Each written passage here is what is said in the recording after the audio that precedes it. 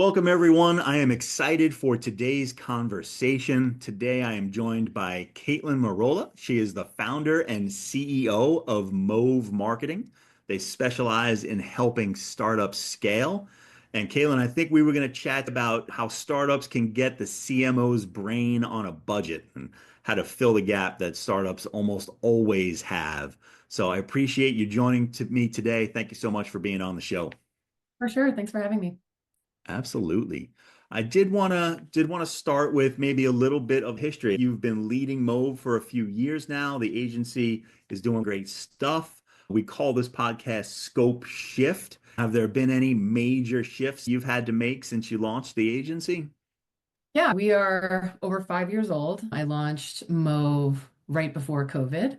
It was great for a budding digital agency because a lot of startups and a lot of emerging companies were realizing that in-person sales motions weren't necessarily going to be the play for the foreseeable future. Relying more on digital marketing, investing in digital avenues to get in front of buyers worked for us. At the time, it was just me. Since then, we have hired a team. We've got a team of senior specialists that all sort of bring their own backgrounds and their own expertise to really flesh out our kind of team skill set and what we're able to bring to startups to help them scale. That's been great. Emerging out of COVID, there were shifts that we were seeing in how people were interacting with outsourced Mhm. vendors, outsourced teams. And so that was sort of something that we needed to navigate, but we've got some really exciting things going on, especially for 2025. We're shifting as needed to accommodate. Hey, the only constant is change. You focus on supporting lean teams, right? I think specifically, correct me if I'm wrong, but mostly in the SaaS space. Is that Yep. right? Yep. We focus mostly on SaaS tech. A lot of our clients don't have a marketing team, they're junior people that we support. Cool. How did you come about focusing on that niche? What drew you to it? My career is all B2B tech, and a lot of my Okay. team come from B2B tech. So it's kind of a natural fit for us. Hmm. I and the startup life cycle in that sort of industry in that vertical. So I get it. I can also speak to sort of the stages of kind of what founders go through in tech and SaaS when they're starting to roll something out and they need to make pivots. I really understand that struggle in the beginning. I can help navigate common mistakes, common things to steer away from in those early years and stages. I bring a lot of experience in that area. Gotcha. You've seen it happen, so you're able to help them navigate through those moguls. That's awesome. We talked a little bit about the CMO's brain on a budget. What does it really mean? Like, what does it look like, in a fundamental way to bring a CEO's brain into a startup environment? CMOs are expensive. That's been the foundation of a lot of the conversations that I've been having with prospects, potential clients over the last several years. It got me thinking, how can we bring CMO level thinking to our relationship with our clients to fill that gap and provide it at a fraction of the cost so that strategic thinking marries itself to the execution, or a team that does all of the execution of everything we recommend, and what we're bringing to the table, why we're bringing it, seeing around corners, competitor analysis, industry analysis, sentiments, patterns, brand perceptions, like that sort of foundation for what we're doing, when we're doing it, and why.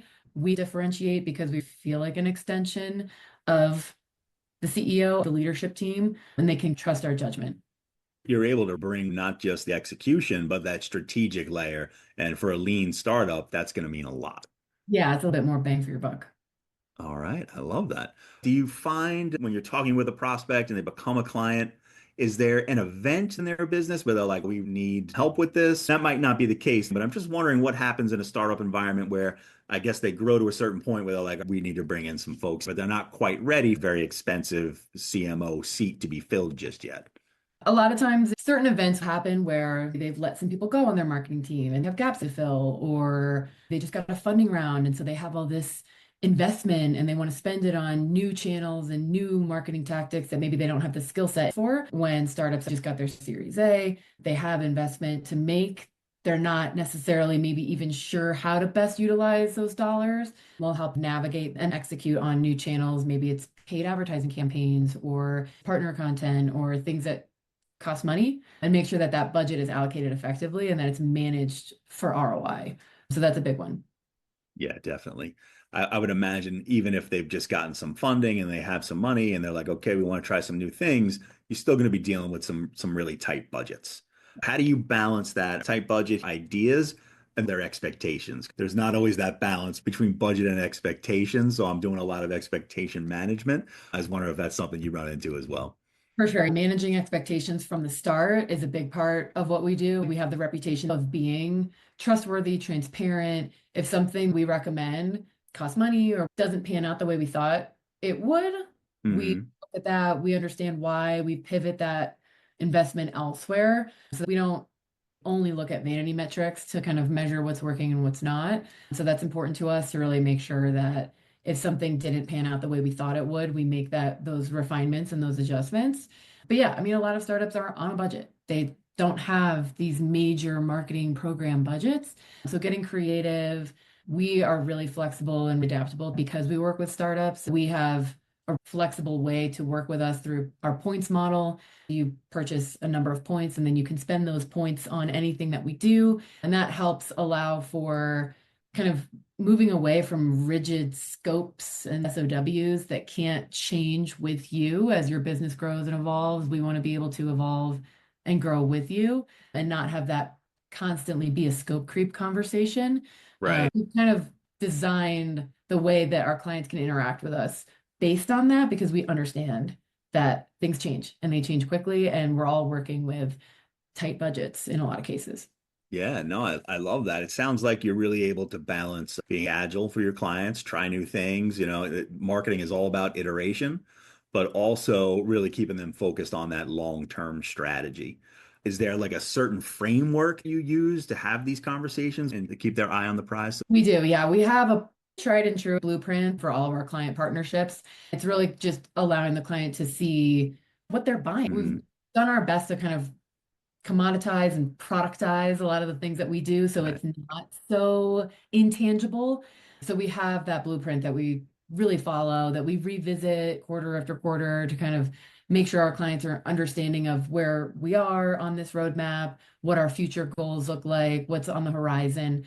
So that helps a lot. Just keep things organized and keep our clients forward looking. Absolutely. Is that something you do with every client? You like establish this blueprint right in the beginning of an arrangement? We do. Yeah. Nice. That's a great move. You've grown a lot over the last 5 years, starting right before COVID. That's one of the biggest shifts we all experienced. April of 2020 was the most stressful month of my life. But you made a good point. It eventually people did realize like, oh, we're not going back to the office. We're not going to conferences anymore. We need to develop this digital first strategy. So I do think COVID in the long run ended up benefiting our industry, but it doesn't mean it wasn't really, really scary to start. So how did you handle that? How did you deal with that when it really you realize, okay, like I'm going to be home for a while? Yeah, it was interesting. There were a lot of decisions that I felt like I sort of had to make in a vacuum in the beginning. So there was a lot of understanding that I was going to be doing a lot of A/B testing, a lot of ABC testing to kind of understand people's buying propensities, what people were comfortable with in hiring an outsourced person at that point. Hmm.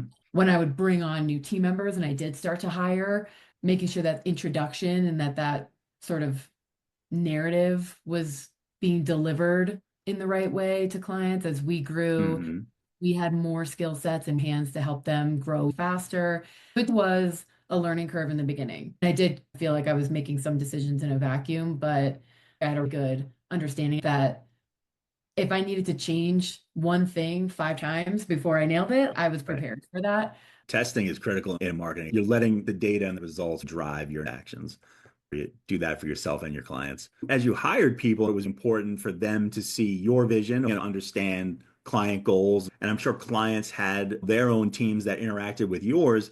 Is there anything that you did, you look back now and you're like, it's really important for my clients to trust my team, right? It wasn't just you anymore, it was other folks. Was there anything that you implemented there where you thought it really helped out when it comes to that, when you started bringing new people in and introducing them to your clients? Yeah, that's a good question. In the beginning, it was, I think, hiring team members to join Move that had potential and maybe didn't have the actual skills that we needed at the time. Hmm. I was pretty bullish at that point in I want to coach people. I want to help people reach their potential. Over the years, I've shifted my thinking. We are a lean team. We are a small agency. We're working with lots of clients. We have very demanding schedules and due dates. I can no longer hire for potential. I have to hire for people that bring that expertise, that help round out our team, that already have that experience. And that has helped us scale greater and faster and beyond the founder. I'm not the only strategic thinker on the team, and then I'm surrounded by junior executors. Now our team is very much stacked with senior strategists that have more expertise than I do. That change has been nice and it's working much better. I went through the same thing. You think you can just coach people up if they have the right attitude. Hiring on attitude is important, but it changes the game when they bring the skill set with them. You don't have to be the one coaching them out there. So it sounds like, was that hard for you? When was the first time a client was like, no, we don't need to talk. I'm going to talk to XYZ employee. Did it hit the ego or were you like, oh, this is great? No, it was awesome. I loved it. We're starting to see that be the patterned movement with our clients. Conversations are happening, clients are being served by our senior team while I'm freed up to do CEO things, go to Right. market sales activities, business development. It's really awesome. I wish I had taken this hiring approach sooner. Everything happens for a reason, and I learned a lot. Our team is super stacked now, which is great. Some lessons we just got to learn the hard way, right? That's just the way it is. So when you have the senior strategists now, and it sounds like they're really interacting with clients, I like what you were saying about your points system, and that sounds pretty original and unique to you. So I'm wondering how much flexibility do these senior strategists have to move points around or work with a client to change the tactics or what's being implemented? How exactly does the point system work? We built our own task management system in Airtable, custom to us and how we weight certain tasks in points. We've built custom dashboards for clients to see where their points are being spent, what the ROI was on those points, what happened with that task once it was published or once it went live, whether it's a campaign, blog article, ebook, or a paid ad campaign. That's been great and allows our team to see that, make future decisions based on points history, where points were being spent last quarter, that could be shifted around for this coming quarter because we see more ROI on points spent doing these activities. It's been helpful for us to bring that data as sort of this foundation for what we're recommending to clients and be able to show them. It really sparks great conversations with our clients and it allows our team to feel really emboldened by the data. Points have made things really transparent for us. When you're assigning points to a task, how long it's going to take is going to be a piece of it. Are there any other, because it sounds like value might play a role in point assignment as well. What goes into establishing points for tasks? Yeah, we start with assigning points based on the complexity of the ask, how long we'll need to invest in completing it, then any resources or tools we might need to bring in to accomplish it that we don't have. Sometimes it's a design tool we haven't used before to accomplish this specific thing. We'll start there. We have 5 years of data on this across hundreds of clients, 5 years of this exact data. So we start there with how we're weighting things, but then we can go back in time and look at similar tasks for clients that look similar to this client and see how we've weighted things in the past, and then have that help us inform kind of how we're pointing things today. Was this something you engaged with before you started the agency, or did you come up with this from scratch? This is a great system. Yeah, so we started by first recording hours. Hmm. And that's a traditional agency thing that you record your hours and everybody on the team records their hours and what tasks took however many hours down to the minute. Hmm. So we had a lot of data and normalized it into what it would look like in terms of points. One point is 30 minutes, let's say. Right. That's kind of how we started. So we did hours for the first 2 years and then kind of shifted over to points, and points has been working so much better for us. And so we did points for a long time internally, and we're just now this year starting to kind of publicize that and Right. extra so that you can interact with us through these points and you don't have to have this really rigid SOW and then not really understand how that translates to points. Like we're actually going to structure our retainers and our, Mhm. SOW on points. Yeah. So And yeah. it allows you and your team to spend your time on things that matter and have an impact instead of change orders. Nobody likes that. So that's great. Congratulations. It's a really cool system. I really like that. I'm going to dive a little bit into outcomes. You've been working with lots of clients over the last few years. What are some of the results or transformations you're most proud of? Yeah, for us, it's rewarding when we see a startup that is coming to us. They don't have a marketing team at all. And they're coming to us, they're really not sure where to spend money, how much to spend, how to get started. Setting up the foundation for them is really rewarding. Setting up their LinkedIn profile, their marketing automation platform, getting email campaigns running, starting to automate those email campaigns, really setting up that engine is rewarding when the client starts to see inbound leads coming in, like through forms, through ad campaigns. That's always a really exciting milestone as well. So the early stages are fun as our clients grow, bring on new people and they're hiring and they're getting their funding rounds and they're really starting to gain traction and see momentum. Our role shifts and we start to do things that are maybe a little bit more complex. We start to maybe take on new products within their suite and start to market new things that they're rolling out. So that's also like exciting for us to see when a Nice. client's growing, we're growing. Yeah, yeah. It is always amazing to watch something go from 0 to 60, right? It's like, oh, this did not exist, and now you've got leads coming in. Always exciting to see. Looking ahead, the next, 6 to 12 months, like, what do you think is really going to separate successful agencies from the rest of the pack, right? When teaming up with startups specifically, like, what do you think it really takes to succeed with Yeah. startups? I think definitely having an on-demand feeling and being able to execute in that way. So points is definitely a way that we're trying to differentiate ourselves in that way and Mhm. really make it feel like we are on demand. You can use us really heavily in Q1, maybe not as much in Q2, and ramp back up in Q3. That's okay. We understand things change. So that, and then being tech enabled, like we are so tech enabled as an agency, like we Mhm. internally we look like a SaaS startup. So I think that is going to be really helpful for agencies to just kind of like evolve with the times. Many agencies are like very old hat, very traditional. They haven't really changed to accommodate changing clients and businesses that we serve. Mhm. So I think that's a big one. We have a proprietary tech product, a client portal. Clients get a singular login and they can log in and they can see all of their calendars, tasks that are in flight, upcoming projects, publish content, social posts, ads, all the strategic documents, marketing plans, blueprints, everything's in one login. That's really helpful. And that's a big part of how tech enabled we are and our clients Yeah. feel. So I think that that'll be something that agencies really need to be prioritizing. Yeah, kind of changing the agency a little bit to fit client needs more, especially in the tech space, there those needs are changing so fast. So you touched on tech enabled there, so I'm going to have to ask the follow up. AI, right? It's the buzzword right now. Is that something you all are focused on? Is it something you use internally? Is it something you use with clients? For us, we've dove into the AI world. We can't bury our head in the sand. We have found the best use case for AI is gaining efficiencies within our workflows.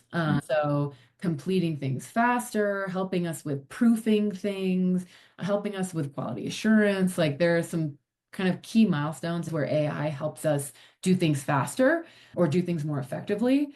Hmm. Creative side of what we do, we like to make sure is always human led. AI can help us with prompts, spark new ideas, or be another person in the brainstorming room. But everything that we publish, everything that we sort of present to a client in terms of something we have created, that's all very human led still. We kind of think as people are using AI more and more for creative, kind of algorithmically generated content, the human led stuff will stand out. 100%. Yeah. The end of the day, buyers are human beings. So we want to make Yep. sure that our deliverables are very human led, but AI is being used kind of internally for efficiency gains. Yeah, totally makes sense. Totally makes sense. And you do see that not only are buyers humans and want to interact with human content, but Google and the search engines and even these LLMs, they don't want to be learning off of other AI generated content, right? Like, so they're trying to separate it and focus on the human stuff. It's an interesting world, a lot going on. We're going to see a Yeah. lot of changes next 12 months. Let me ask one final question for a marketing leader or a founder who's stuck or in the weeds a little too much, or they just can't, crack the code on a problem that they're facing. Is there one move you can make where they could just kind of like regain that strategic clarity? What would you recommend for them? I always think that it's important to be looking at the data. It's really easy. I mean, I'm a founder. I've been a founder for almost 6 years. It's easy to get stuck in the weeds, kind of solve a problem from looking at it right. You have to back up, see the forest for the trees. Looking at the data really helps me. That's a strategy that I've always used is like, okay, let me try to like get out of my own head and look at this data objectively. What is the story this is telling me? What are the options to solve this Hmm. problem? Sleep on it. There's value in stepping away, leaving the office for an hour. That has always helped me because I get in the weeds. That's something I do a lot. So that's helpful is to just get away from the office because I always have my best thoughts when I'm like in the car or on walking the dog. Yeah. Yeah. Yeah, you're out taking a walk, and then you're not even thinking about the problem, but the Yeah. solution hits you. Absolutely. Well, that was awesome. I appreciate it. Thank you for sharing your insights. Where can people find you online? What social media are you on? We're on LinkedIn and our website is move-mktg.com. All right, awesome. Thank you again so much for your time and your expertise. I really appreciate it. We'll have you on again soon.